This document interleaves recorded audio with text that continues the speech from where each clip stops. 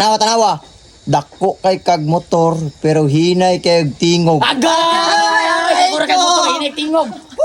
Pangandaman ako niya kay hapit ako New Year. Bantay na ka. Bantay na. Buhatan to, buhatan. Tara. Padulong may og kapalong kay magpalit may og laton. Gusto man gyud mo banha, sige ato pa banhaon. Pag-abot na mo kapalong naka-reside ko nga mo adtumig Santo Tomas. So karon guys, naabot mi diri sa Santo Tomas kay magpa-repair mi sa Ilbo. Kay para good shit kayo. Kusog kayo ang tingog. Uy, la, si Cool Junior. Cool Junior! Hulihan ko na ako nga, nagabuyangan ay!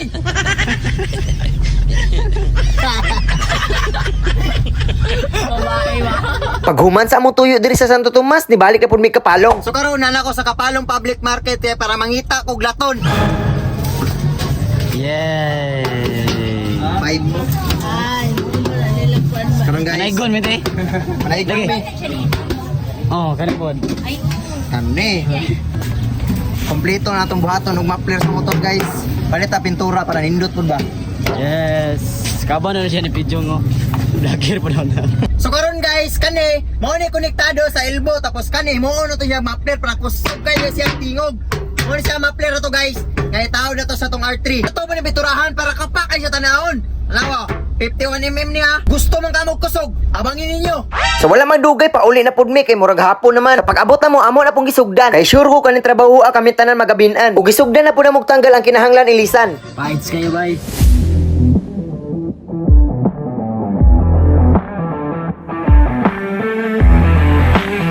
Ug karon naghinahinay na kumpleto ang among gipang trabaho. Ano na among update sa among ginabuhat karon nga muffler og full exhaust sa R3.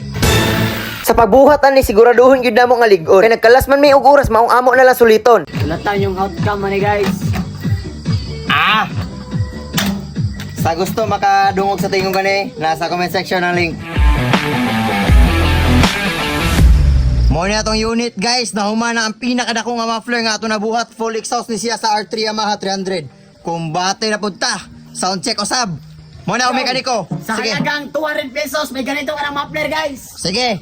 Paminawan nyo guys, kay nahuman na yun. Grabe ka. Nagabinaan good me. The moment of truth. Sige.